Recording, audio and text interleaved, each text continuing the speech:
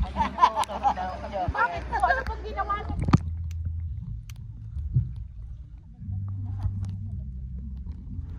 Mabing ay.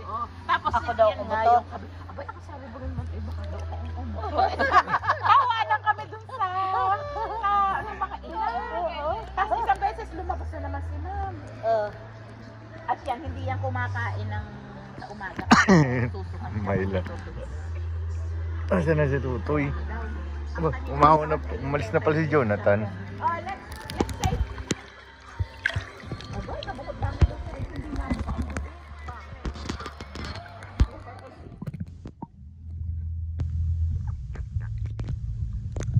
Dito kasi ako nag-brush. Lumabas na naman sa akin siya kasatang yung anak ko. Tawanan daw sa mga kaani. Sinasabi lang naman ang totoo. Oo, sinasabi ko sa inyo yung totoo. Talagang madaldal.